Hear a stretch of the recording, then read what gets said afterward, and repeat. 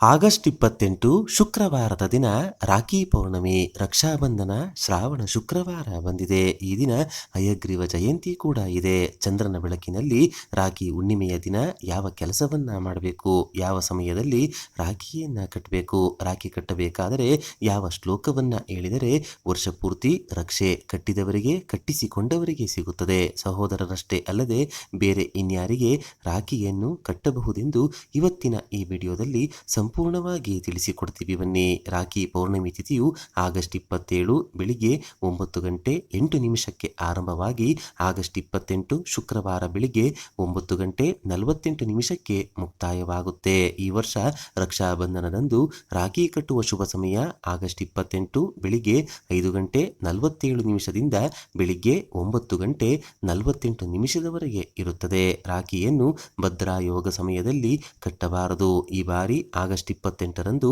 ಭದ್ರಾಯೋಗವು ಇರುವುದಿಲ್ಲ. ಸೂರ್ಯೋದಯಕ್ಕೂ ಮುಂಚೆಯೇ ಭದ್ರಯೋಗ ಮುಗಿದಿರುತ್ತದೆ. ಭದ್ರಯೋಗವು ಆಗಸ್ಟ್ 27 ಬೆಳಿಗ್ಗೆ 9:08 ಆರಂಭವಾಗಿ ರಾತ್ರಿ 9:32 ಇರುತ್ತದೆ. ಆದ್ದರಿಂದ ಅದರ ಬಗ್ಗೆ ಯೋಚನೆ ಮಾಡುವ ಹಾಗಿಲ್ಲ. ಶಾಸ್ತ್ರದಲ್ಲಿ ಎಲ್ಲಿಯೂ ಅಣ್ಣ ತಂಗಿ ಸಹೋದರ ಸಹೋದರಿಯರು ಮಾತ್ರ ರಕ್ಷಾಬಂಧನವನ್ನ ಅಂದರೆ ರಾಖಿಯನ್ನ ಕಟ್ಟಬೇಕೆಂದು ಕಟ್ಟಿಸಿಕೊಳ್ಳಬೇಕೆಂದು ಬರೆದಿಲ್ಲ. ಕಾಲಕ್ರಮೇಣ ಪದ್ಧತಿಗಳನ್ನ ಜನ ಬದಲಿಸಿಕೊಂಡು ಬಂದಿದ್ದಾರೆ. ಯಾರು ಯಾರಿಗೆ ಬೇಕಾದರೂ 1 ವರ್ಷದ ತನಕ ನಿನಗೆ ರಕ್ಷೆಯಾಗಿರುತ್ತೇನೆ, ನಿನ್ನ ಕಷ್ಟ ಕಾಲದಲ್ಲಿ ನಿನ್ನ ಜೊತೆ ಇರುತ್ತೇನೆ ಎಂಬುದರ ಸೂಚನೆಯಾಗಿ ರಕ್ಷೆಯನ್ನ ಕಟ್ಟಲಾಗುತ್ತೆ. ತಾಯಿ ಮಕ್ಕಳಿಗೆ, ಮಕ್ಕಳು ತಾಯಿಗೆ, ಅಣ್ಣ ತಮ್ಮಂದಿರಿಗೆ, ಅಕ್ಕ ತಂಗಿಗೆ, ತಂಗಿ ಅಣ್ಣನಿಗೆ, ಗಂಡ ಹೆಂಡತಿಗೆ, ಹೆಂಡತಿ ಗಂಡನಿಗೆ ರಕ್ಷೆಯನ್ನ ಖಂಡಿತವಾಗಿ ಕಟ್ಟಬಹುದು. ರಾಖಿ ಕಟ್ಟಿಸಿಕೊಳ್ಳುವವರು ಪೂರ್ವ ದಿಕ್ಕಿಗೆ ಮುಖ ಮಾಡಿ ಕುಳಿತರೆ ತುಂಬಾ ಉತ್ತಮ. ರಾಖಿಯನ್ನು ಸಾಧಾರಣವಾಗಿ ಕಟ್ಟಿದರೆ ಪ್ರಯೋಜನವಿಲ್ಲ.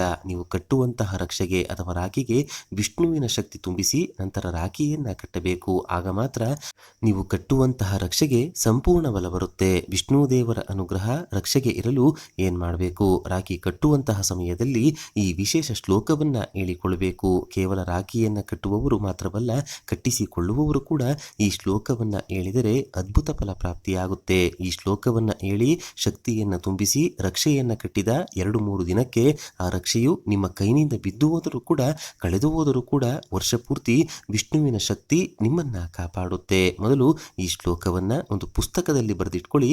ಈ ಶ್ಲೋಕ ಈ ವಿಧವಾಗಿದೆ: ಏನಬದ್ದೋ ಬಲಿರಾಜ ದಾನವೇಂದ್ರೋ ಮಹಾಬಲಃ ತೇನ ತ್ವಾಂ ಅಭಿಬಧ್ನಾಮಿ ರಕ್ಷೆ ಮಾಚಲ ಮಾಚಲ. ಏನಬದ್ದೋ ಬಲಿರಾಜ ದಾನವೇಂದ್ರೋ ಮಹಾಬಲಃ ತೇನ ತ್ವಾಂ ಅಭಿಬಧ್ನಾಮಿ ರಕ್ಷೆ ಮಾಚಲ ಮಾಚಲ.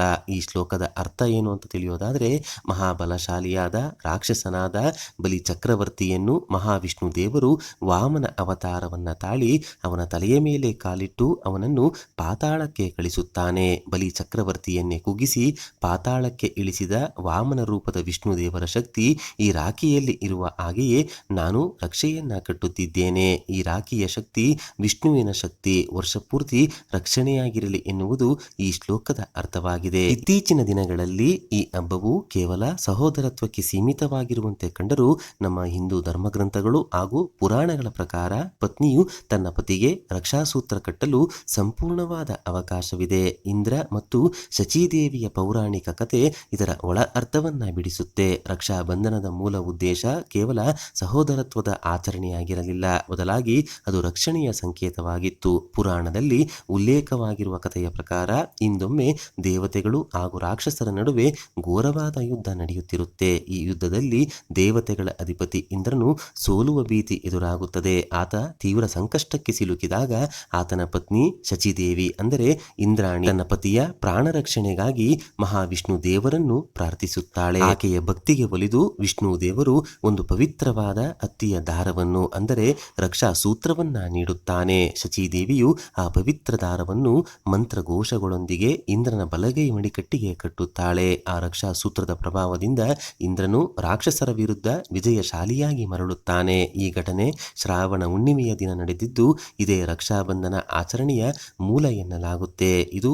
ಪತ್ನಿಯು ಪತಿಯ ರಕ್ಷಣೆಗಾಗಿ ರಾಖಿ ಕಟ್ಟಿದ ಮೊದಲ ಉದಾಹರಣೆಯಾಗಿದೆ. ರಕ್ಷಾಸೂತ್ರ ಎಂದರೆ ಆಪತ್ತಿನಿಂದ ರಕ್ಷಿಸುವಂತಹ ದಾರ. ಪ್ರಾಚೀನ ಕಾಲದಲ್ಲಿ ಯುದ್ಧಕ್ಕೆ ಹೋಗುವಾಗ ತಾಯಿಯು ಮಗನಿಗೆ, ಗುರುವು ಶಿಷ್ಯ ಶಿಷ್ಯನಿಗೆ ಹಾಗೂ ಪತ್ನಿಯು ಪತಿಗೆ ರಕ್ಷಾ ಸೂತ್ರವನ್ನ ಕಟ್ಟುವ ಸಂಪ್ರದಾಯವಿತ್ತು. ಯಜ್ಞ ಯಾಗಾದಿಗಳನ್ನ ಮಾಡುವಾಗ ಇವತ್ತಿಗೂ ಕೂಡ ಪುರೋಹಿತರು ಯಜಮಾನನಿಗೆ ರಕ್ಷಾ ದಾರವನ್ನು ಅಂದರೆ ಕಂಕಣವನ್ನ ಕಟ್ಟುತ್ತಾರೆ. ಯಾವುದೇ ದುಷ್ಟಶಕ್ತಿಗಳು ಅಥವಾ ವಿಘ್ನಗಳು ಎದುರಾಗದಿರಲಿ ಎಂಬುದು ಇದರ ಹಿಂದಿನ ಉದ್ದೇಶವಾಗಿದೆ. ಕಾಲ ಬದಲಾದಂತೆ ರಜಪೂತ ರಾಣಿಯರು ಪರಕೀಯರ ಆಕ್ರಮಣಕಾರರಿಂದ ರಕ್ಷಣೆ ಪಡೆಯಲು ಇತರ ರಾಜರಿಗೆ ರಾಖಿ ಕಳಿಸುವಂತಹ ಪದ್ಧತಿ ಶುರುವಾಯಿತು. ಅಂದಿನಿಂದ ಇದು ಮುಖ್ಯವಾಗಿ ಸಹೋದರ ಸಹೋದರಿಯರ ಹಬ್ಬವಾಗಿ ಮಾರ್ಪಟ್ಟಿದೆ. ಆದರೆ ಶಾಸ್ತ್ರೀಯವಾಗಿ ನೋಡೋದಾದ್ರೆ ರಾಖಿ ಎನ್ನುವುದು ಕೇವಲ ಅಣ್ಣ ತಂಗಿಯರ ಸಂಬಂಧಕ್ಕೆ ಮಾತ್ರ ಸೀಮಿತವಲ್ಲ.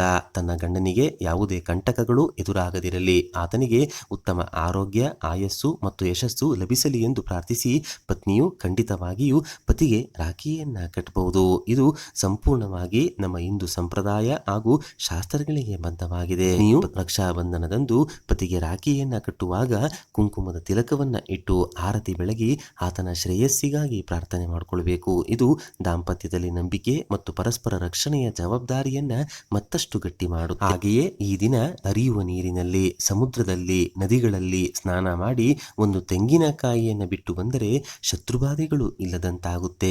ಆಗದೆ ಇದ್ದವರು ಮಾಡಿಸಿರುವಂತಹ ವಾಮಾಚಾರ, ಮಾಟಮಂತ್ರದ ಪ್ರಯೋಗಗಳು ನಶಿಸಿ ಹೋಗುತ್ತೆ. ಶತ್ರುಗಳು ಕೂಡ ಮಿತ್ರರಾಗ್ತಾರೆ. ಜೊತೆಗೆ ಹಯಗ್ರೀವ ಜಯಂತಿ ಕೂಡ ಇರೋದ್ರಿಂದ ಕುದುರೆ ಮುಖದ ರೂಪದಲ್ಲಿರುವಂತಹ ವಿಷ್ಣು ದೇವರನ್ನ ಪೂಜಿಸಬೇಕು. ಹಯಗ್ರೀವ ಸ್ವಾಮಿಯ ಫೋಟೋ ಅಥವಾ ವಿಗ್ರಹವನ್ನ ಇಟ್ಟು, ಇಲ್ಲವಾದರೆ ಮನಸ್ಸಿನಲ್ಲಿಯೇ ಆ ರೂಪವನ್ನ ಸ್ಮರಿಸಿಕೊಂಡು ತುಪ್ಪದ ದೀಪಕ್ಕೆ 3 ಬತ್ತಿಗಳನ್ನು ಹಾಕಿ ದೀಪಾರಾಧನೆ ಮಾಡಿಕೊಳ್ಳಬೇಕು. ಈ ಶ್ಲೋಕ ಹಾಗೂ ಮಂತ್ರವನ್ನ ಆವತ್ತಿನ ದಿನ ಹೇಳಿಕೊಂಡರೆ, ಮಕ್ಕಳ ಬಾಯಿಯಿಂದ ಹೇಳಿಸಿದರೆ ಹಯಗ್ರೀವ ಸ್ವಾಮಿಯ ಅನುಗ್ರಹದಿಂದ ಜೀವನ ನಡೆಸಲು ಜ್ಞಾನ, ಬುದ್ಧಿಶಕ್ತಿ ಹೆಚ್ಚುತ್ತೆ. ಸರ್ವ ಕಾರ್ಯದಲ್ಲೂ ಯಶಸ್ಸು ಸಿಗುತ್ತೆ. ವೇಗವಾಗಿ ಅಭಿವೃದ್ಧಿಯನ್ನು ನೀವು ಕಾಣಬಹುದು. ಮಕ್ಕಳು ಹೇಳಿದರೆ ನೆನಪಿನ ಶಕ್ತಿ ವೃದ್ಧಿಸುವುದರ ಜೊತೆಗೆ ವಿದ್ಯೆಯಲ್ಲೂ ಕೂಡ ಪ್ರಗತಿಯನ್ನ ಕಾಣಬಹುದು. ಈ ಭಗವತೆ ಧರ್ಮಾಯ ಆತ್ಮ ವಿಶೋಧನಾಯ ನಮಃ.